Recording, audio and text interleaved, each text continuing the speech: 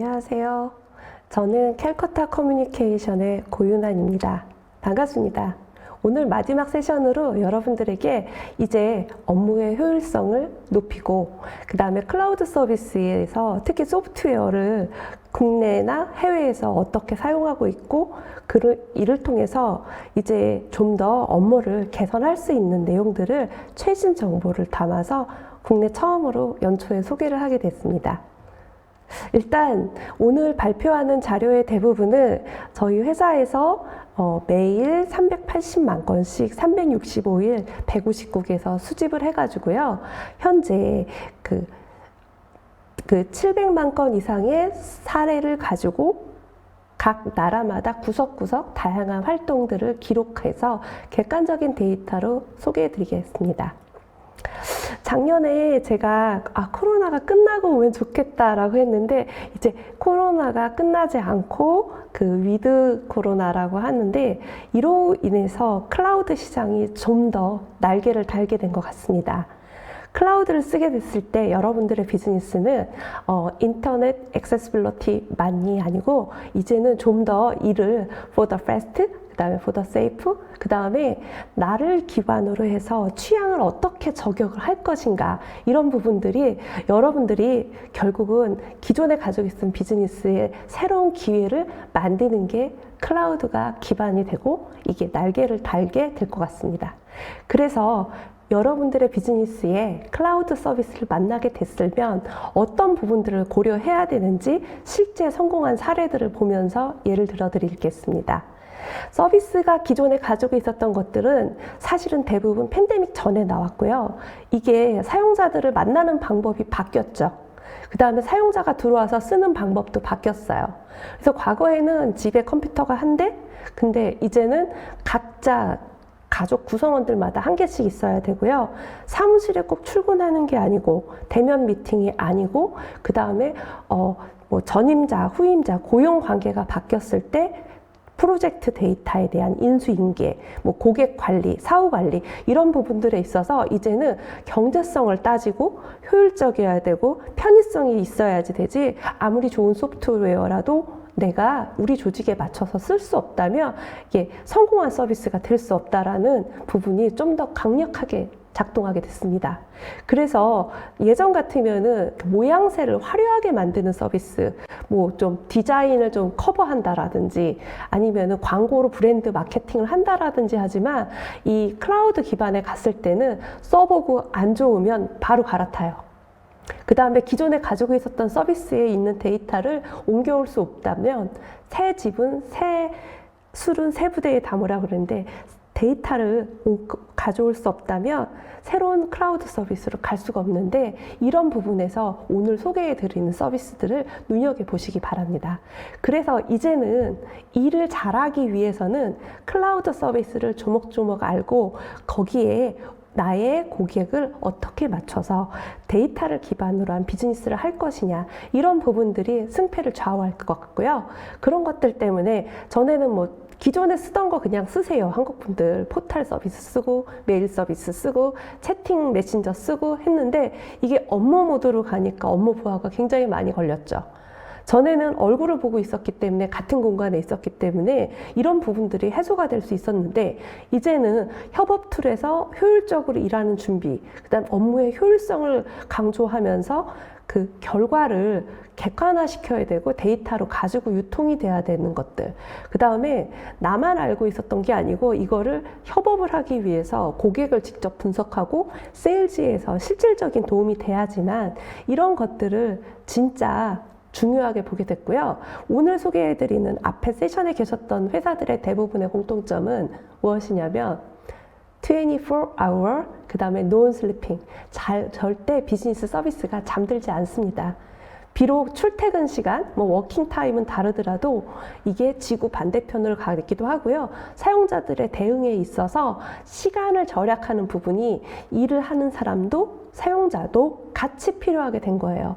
그래서 이게 나에게 편리하다, 유리하다, 그 다음에 우리 회사의 고용 관계가 부담이 없으면서도 업무를 잘 할 수 있다, 가성비 좋다, 이런 거에 가성비, 가심비 이런 게 좋다고 해야지만 비즈니스에 있어서 의사결정을 빨리 하고 그래 결정했어 가자 말자 바꾸자 이런 부분들이 나와서 매출을 증대시키고 새로운 고객을 만나고 수익성을 향상할 수 있는데 꼭 필요하다고 말씀드리고 싶어요. 그래서 여기 보시는 것처럼 가장 익숙한 여기 세계적인 회사 구글 마운틴뷰에 있죠. 그 다음에 슬랙. 이 두 회사 로고 색깔 약간 비슷하죠. 전혀 다른 회사입니다. 오해하지 마세요. 근데 이 슬랙 같은 경우에는 한국에서 그렇게 유명하다고 볼 수는 없어요. 근데 슬랙 같은 경우에는 실리콘밸리라든지 글로벌 비즈니스라든지 이런 곳에서 또는 스타트업 중에서도 테크 기반의 기업들은 슬랙 정도는 카카오톡 오히려 안 쓰고 슬랙 기반. 그리고 제가 시애틀에서 일했을 경우에는 재밌었던 게 거기 센터에서 그 매니저하고 파트너하고 얘기를 하는데 내가 너한테 연락하려면 어떻게 해야 돼? 슬랙.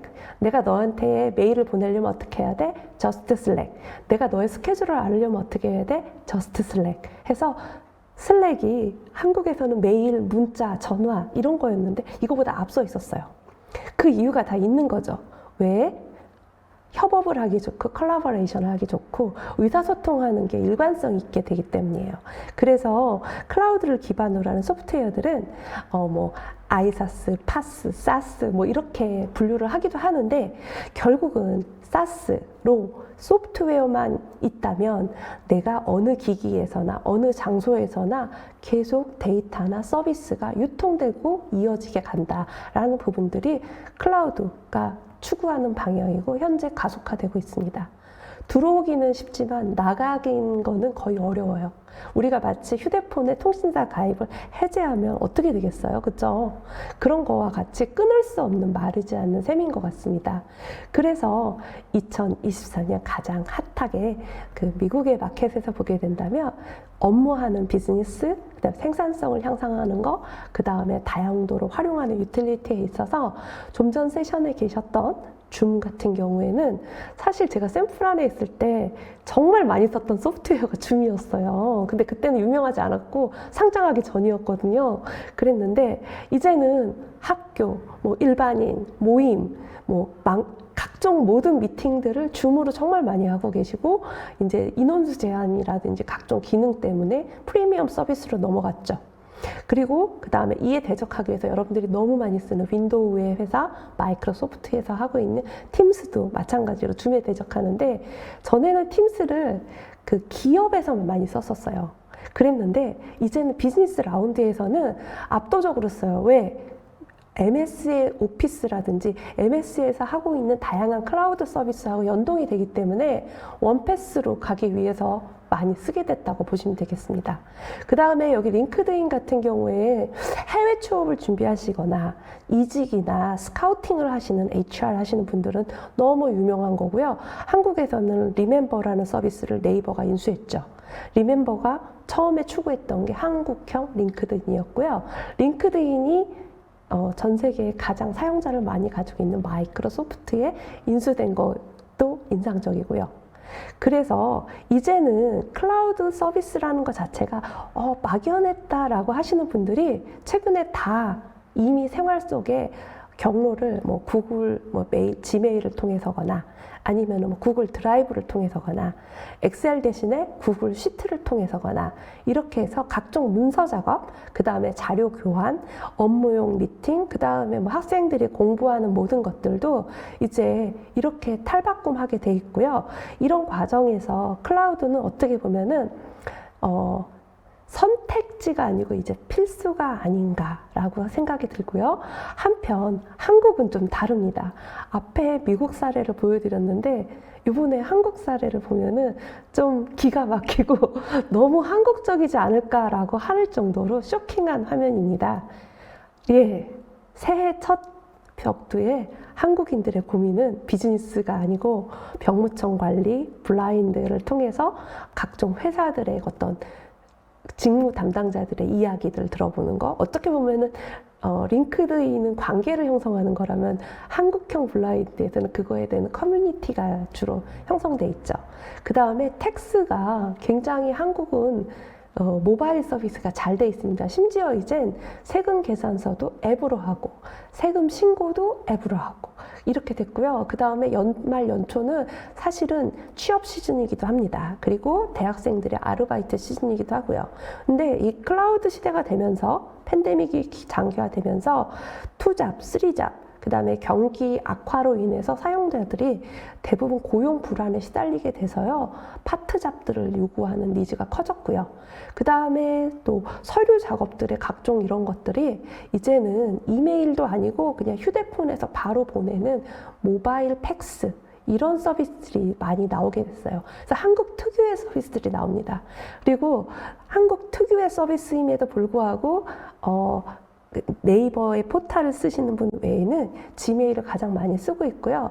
그 이유는 구글의 강점을 이미 맛보신 분들은 대부분 이쪽이세요. 특히 뭐 업무용 문서 작업이 많거나 학술적이거나 뭐 전문직에 계신 분들 같은 경우에는 네이버보다는 개인 정보를 구글 쪽에 그 다음에 데이터 스토리지도 업무용이든 개인적이든 구글 드라이브를 하게 되면은 좀 더 빠르고 안전하고 세큐리티 부분의 보안 이슈도 커버하고 이런 부분들을 모두 가지고 있는 구글의 막강한 클라우드 기능을 쓰고 있어요. 구글 클라우드가 사실 기능이 예전에는 좀 불완전한 부분들이 많았는데 최근에 기능들이 너무 막강해졌고 서비스 확장이 많이 돼서 굉장히 유용합니다. 그리고 또 하나는 한국의 그 빨리빨리와 디지털라이제이션이 만나서 가장 최근에 인기가 많게 된 거는 모바일 신분증, 면허증입니다. 저희 뭐 백신 증명도 많이 했지만 이제 플라스틱 카드보다는 모바일로 신분증 증명하고 그다음에 영문 운전면허증도 되고 근데 운전면허 시험장을 가지 않고도 신청을 할 수 있다라는 부분이 있어서 언제든지 바로 해외 출장을 가려고 할 때 영문으로 필요한 것들을 바로바로 하는 것 때문에 한국의 빨리빨리가 가장 잘 보였던 서비스입니다. 자, 여러분들은 구글에 이렇게 많은 서비스가 100개도 넘거든요. 근데 그 중에 제가 한국 분들이 좀 많이 쓰는 거를 베스트 퍼블릭 이렇게 픽했는데요. 이 중에서 좀 눈에 튀는 거를 고르자면 요 하늘색 그림의 다이아몬드 모양이 있어요. 이게 애플 워치가 애플계의 생태계의 스마트워치라면 픽핏은 전 세계에서 가장 많이 팔린 안드로이드 계열의 그 스마트워치입니다. 근데 특히 이게 운동량을 측정하는 헬스케어에서 했는데 구글에 워치가 없다 보니까 픽핏을 인수를 해가지고 구글의 헬스케어를 리드하는 시장으로 단숨에 뛰어올랐습니다. 뿐만 아니고 구글은 선진국뿐만 아니고 동남아시아의 교육 부분에 다양한 커뮤니티 채널과 그 서비스들을 구글의 강력한 클라우드 서비스 기능들과 매칭을 해서 올라가고 있고요. 또 이 번역기 같은 경우는 초기에는 12개 나라에 불과했는데 지금은 100개 넘는 다국어를 제공하고 있어서 언어의 소외가 있지 않도록 다양한 기능들을 제공하고 있다 보니까 여기 보시는 것처럼 구글은 작년에 최고의 주가를 갱신했습니다. 그래서 한국의 뭐 경기 불안, 뭐 부장, 뭐 주식 폭락 이런 부분에서도 불황을 어느 정도 피해가고 있는 기업이라고 보고요. 지금 오늘 제가 쓰는 컴퓨터도 윈도우 노트북인데요. 윈도우는 누가 만들었죠? 마이크로소프트. 네, 마이크로소프트의 윈도우에서 우리가 가장 많이 쓰는 거는 뭐 아래 한글 외에는 MS 오피스가 한국에서는 우선이 아닐까 싶은데요. 이 MS 오피스가 전에는 설치형이었다면 이제는 구독형인 365로 갔습니다. 그러다 보니까 이제 MS에서 만드는 오피스 문서를 뭐 원노트로 가져간다라든지 팀 미팅 때 부른다든지 팀스 가서 그 다음에 또 이게 PC에 국한된 게 아니고 MS의 가장 강력한 무기 중에 하나가 엑스박스하고 게임입니다. 그래서 한국인의 그 프로게이머들이 많이 있던 스타크래프트 아시죠? 그것도 MS의 품으로 갔답니다. 네, 이렇게 해서 게이머의 라인업에서도 MS가 강자지만 이 다양한 윈도우에서 나오는 모든 산출물들과 전문 업무를 하는 것에 있어서의 비즈니스 라운드에 있어서 다양하게 여러분들이 생각했던 것보다 많은 소프트웨어들이 MS에서 포진하고 있고요. 제가 MS 시애틀 본사를 가서 보면은 건물 하나당 각 스튜디오들이 있는데 굉장히 많은 것들을 개발하고 있고요. 특히 엔지니어 풀이 너무 좋아서 인상적이었어요. 거기는 나이나 학력보다는요, 실력으로 개발자 스카우팅, 리크루팅을 굉장히 하는데, 심지어 그러니까 성인이 아니시거나 대학을 나오지 않으신 엔지니어, 흔히 말하는 천재 개발자들이 많이 있더라고요. 그래서 오늘의 강력한 MS가 나온 것 같습니다. 그리고 아까 전 세계적으로 세일즈를 잘하는 회사 하면은 B2B의 규모 좀 아시는 분이다 싶으면 세일스포스닷컴을 너무 잘 아실 거예요. 근데 이 회사가 그동안 아킬레스가 뭐였냐면은 좋은 툴도 있고 세일즈 관리도 되고 고객 관리도 되고 다 좋았는데 커뮤니케이션, 협업에 있어서 영업 기반으로 돼가지고 이 부분이 약했었어요. 그랬는데 슬랙을 인수함으로 인해서 슬랙은요 하루에 방문하는 접속자 유저 수가 1,200만 명입니다. 업무만 하시는 분들이요. 또 하나는 우리 회사는 슬랙을 안 써요. 그래도 프로젝트에 참여 인력으로 초대할 수 있습니다. 그래서 이런 부분들이 강력하고 있고요. 그 다음에 우리 회사는 노션에 있는데 걱정하지 마세요. 원클릭만 하면은 노션을 바로 담을 수 있습니다. 이렇게 슬랙의 강력한 기능으로 여러분들은 슬랙이라는 서비스 채널에 기존에 업무적으로 사용하고 있었던 줌, 구글 드라이브, 지메일, 아웃룩 모든 것을 담을 수 있어요. 그러니까 이제는 여러분들이 비즈니스를 하는데 클라우드 컴퓨팅을 이용을 한다면 마이 데이터를 어디에 재가공을 해서 새로운 비즈니스의 기회를 만들 거냐 이런 부분에 있어서 해볼까? 라고가 아니고 이미 그러려면 모든 툴들이 있으니까 이걸로 뚝딱 하면은 그냥 회사를 설립하는 절차가 서류적으로 남는 거지 시간적으로나 그다음에 고용이라든지 이런 부분도 그냥 이전에 있는 서비스를 승계받아서 리소스를 그냥 에디드 시키는 거예요. 그렇게 하다 보니까 굉장히 쉽고 빠르게 정확하게 디시전 메이킹을 통해서 서비스를 활용할 수 있다는 부분을 말씀드리고 싶어요. 그러다 보니까 이제는 커뮤니케이션이 아니고 협업 툴이라는 시장으로 진화가 됐고요. 이 협업 툴의 진화에 있어서 인공지능은 굉장히 많은 일들을 해주고 있어요. 그래서 고객을 분석해주는 일부 포함을 해서 소스를 관리해주는 거. 그러다 보니까 MS에서의 집착은 더 좋은 회사의 미래를 위해서는 더 많은 사용자가, 개발자가 개발 소스 코드를 나누고 공유하고 배우고 이걸 통해서 더 좋은 실력 있는 개발자를 활용하고 이젠 이력서보다는 개발자 같은 경우는 깃허브에 본인이 올린 소스를 리뷰한다라든지 이런 게 하나의 실력으로 그 다음에 하나의 어떤 협업의 요소로 활용되고 있어서 어떻게 보면은 그 프로그래밍 소스계의 이제 최고봉이 되지 않을까 하는 거로 해서 윈도우 다음으로 깃허브가 MS의 미래를 좌우될 것 같고요. 또 세일스포스 같은 경우는 그동안 더 좋은 서비스로 엄청난 매출을 냈지만 그 슬랙을 통해서 20개의 다른 회사들하고 연동을 바로바로 해서 고객과의 소통 방식은 메일, 미팅 이런 딜레이가 있는 게 아니고 바로 실시간으로 고객하고 하고요. MS가 가지고 있는 요소들이 한국에서는 윈도우하고 오피스가 전부로 알고 있지만 사실은 이 모든 것들이 빅픽처로 가는 것 같습니다. 그래서 마이크로소프트가 가지고 있는 인수한 금액 단위가 기업들이 아침에 보다 보니까 조 단위예요. 조 단위 회사를 여러 개나 샀는데 그 중에 가장 큰 인수 금액은 링크드인입니다. 우리가 회사의 비즈니스에 있어서도 시스템이 중요할까요? 사람 휴먼 리소스가 중요할까요? 라고 할 때 링크드인에서 가지고 있는 전 세계의 각종 분야의 일자리, 그 다음에 동료, 학습, 구인구직, 그 다음에 관계를 맺고 특히 이제 테크니션 같은 경우나 전문직에 계신 분들이 경력직이 이제 인사이동을 할 때 또는 MS에 필요한 인력을 뽑으려고 할 때도 역시나 이제는 그 사람의 레주메, CV 이런 게 아니고요. 링크드인에 이 사람이 누구와 관계를 맺었는가. 그 다음에 이 사람이 그동안에 어떤 활동을 했는가를 이력서가 아니고 객관적인 걸로 검증해 가는 거예요. 이런 것들이 사실은 무섭기도 하죠.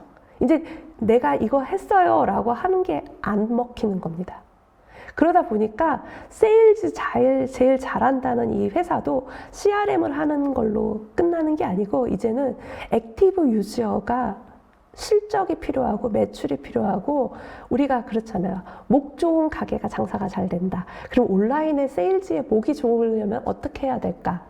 슬랙이 그 부분을 이제 세일스포스 같은 경우는 해소를 해서 데이터를 시각화하고 고객을 관리하고 마케팅을 하고 CRM을 하는 거에 이어서 워크플로우를 혁신적으로 하는 데 있어서 슬랙이 날개를 달아주게 됐습니다. 그러다 보니까 MS도 세일스포스도 팬데믹 기간 동안에 성과를 본다면 좋아지고 있고요. 여기 가장 높은 그래프가 바로 MS 성적입니다.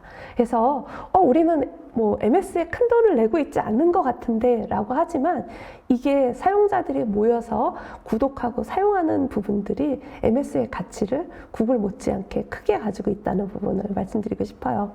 그러다 보니까 실리콘밸리에서 테크니션이나 기한 사람들이 쓰거나 스타트업들이 쓰던 것들이 이제는 슬랙이 비즈니스 라운드에 커뮤니케이션 협업 툴로 오면서 엔터프라이즈 고객을 확보하고 재택근무를 하고 일상 업무를 하고 그 다음에 프로젝트를 수행하고 그래서 생활 필수품의 자리가 잡게 됐습니다. 그래서 이걸 통해서 그 새로운 소식, 개발자 리크루팅, 소싱, 아웃소싱, 협업과 분리 작업 이런 것들을 다 이제는 클라우드가 무엇을 할까요? 하면 모든 걸 다 해주겠다 이런 것보다는 취향을 존중하고 취향을 저격해서 우리의 일상도 바꿔준다는 부분들이 나오게 됐습니다. 너무나 잘 알고 있는 쇼핑몰들이에요. 근데 이 쇼핑몰이 장사가 잘 되려면 계속 광고를 하고 이벤트를 해야 될까요? 아니요. 이제는 빨리 결제할 수 있게 해주는 결제 파트너와 결제 수단을 강화해야 되고요.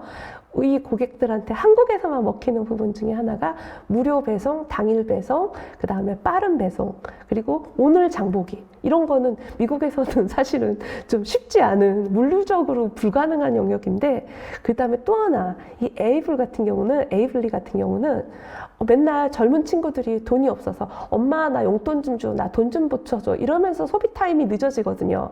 근데 요즘 젊은 친구들이 신이 났어요. 엄마를 안 거치고 어디선가 용돈이 생기면 집 앞에, 학교 앞에, 학원 앞에 편의점에 가서 쇼핑몰에 있는 것들을 자기 용돈으로 현금 결제를 시작했습니다.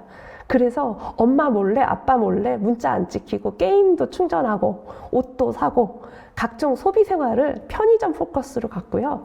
그러다 보니까 여기 같은 경우만 유일하게 우리 보통 1588 전화할 때 힘들지 않으세요? 미칠 것 같을 때도 있어요. 업무 급할 때. 근데 이 집은 고객센터가 010으로 시작됩니다. 그래서 멈추지 않는 서비스의 혁신을 보여주고 있습니다. 제가 아는 어떤 협회도 협회 대표 전화번호가 1588이 아니고 010입니다. 그래서 문자를 남겨놓게 돼 있어요.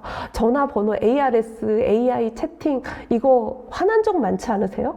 우리 현실로 얘기하자고요. 그래서 쉽고 빠른 서비스에는 빠른 결제와 CS가 필수라는 부분이 들어갑니다. 그래서 좋은 서비스는 페이먼트도 좋아야 됩니다. 근데 좋다는 게 전에는 신용 위주였는데 이건 한국만의 얘기예요.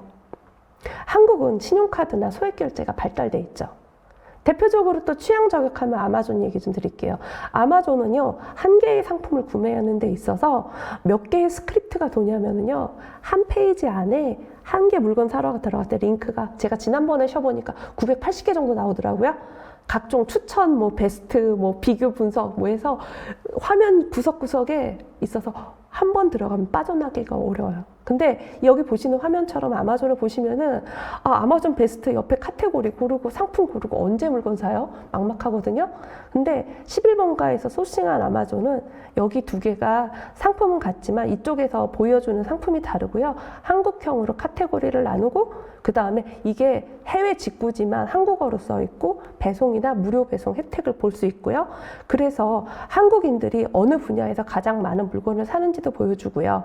특히 기존의 11번가에서 팔고 있는 오픈마켓에 있는 상품하고 아마존 직구에 있는 같은 동일한 상품인데 가격이 아마존이 더 싸요.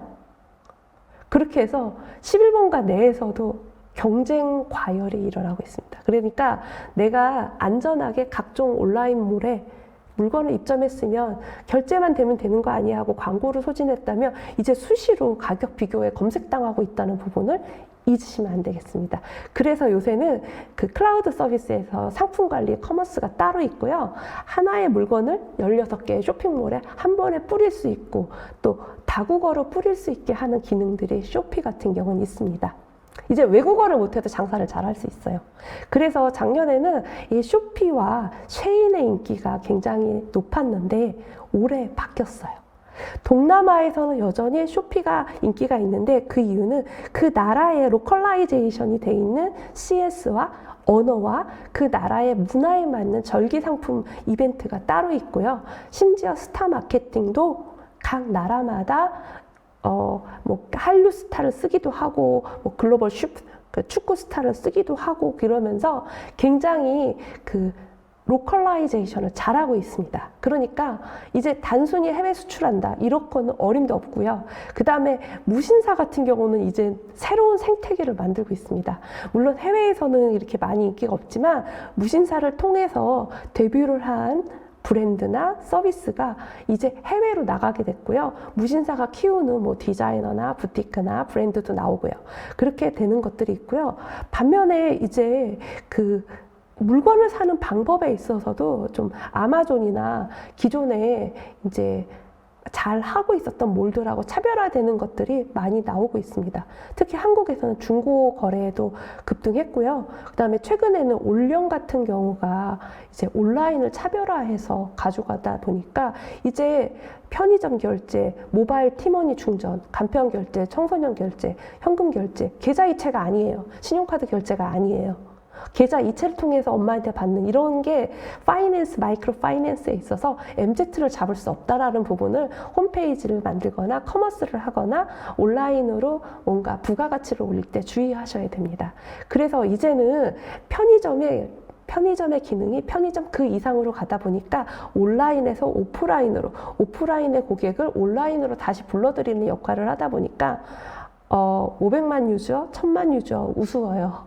그렇게 됐는데 그 안에 포인트 충전, 제휴 충전, 그다음에 특정 시간대에만 충전, 그다음에 국내법상 술 거래가 안 되는 부분도 매장에서 예약했다 찾기 기능들 이런 것들이 돼 있고 편의점 앱을 통해서 편의점 포인트 리워딩 서비스가 에코시스템이 나오고 있고요.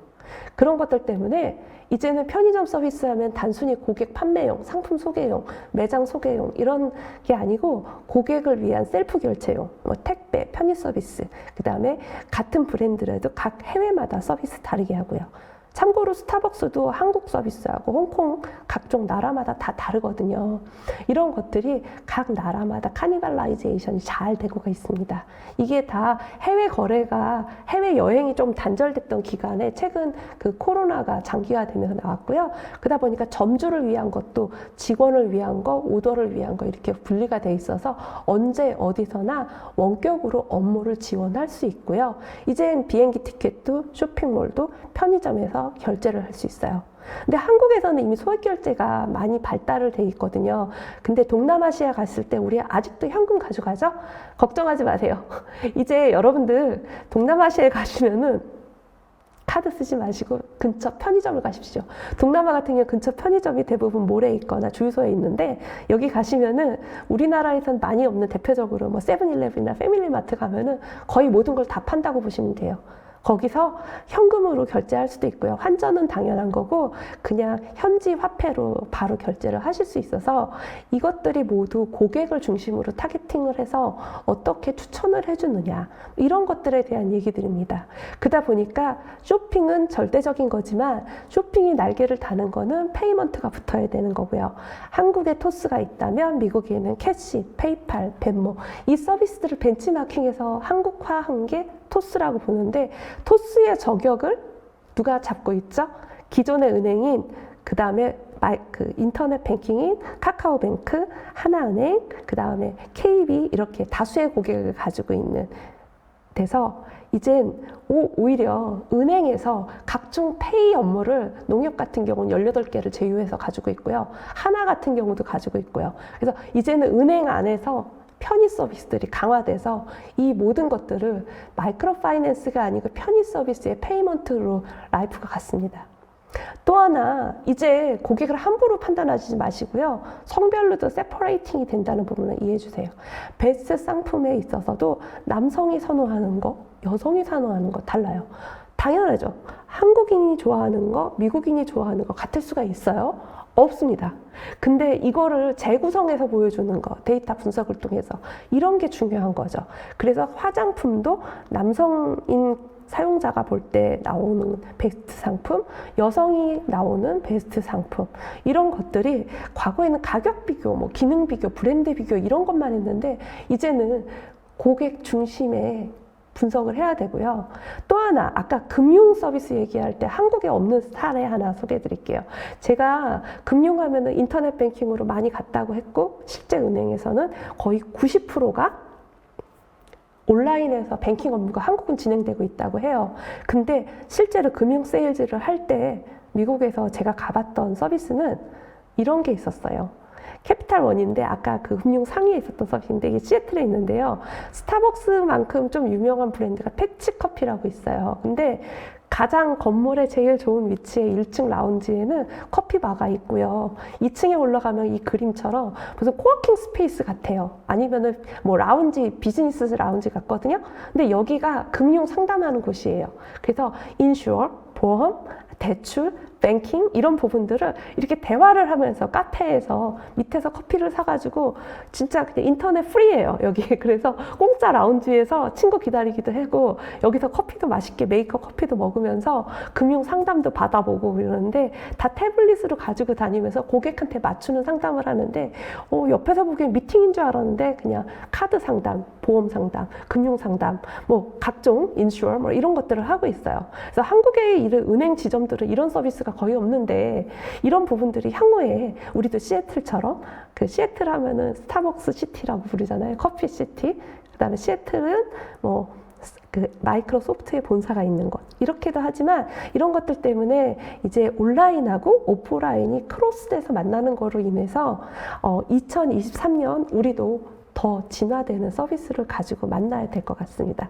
네, 그러면 저희 오늘 시간이 다 돼서 2023년에 대한 새로운 트렌드 앞으로도 계속 보여드리고요. 자, 여러분들 이제 클라우드로 비즈니스를 날개를 달아주십시오. 감사합니다.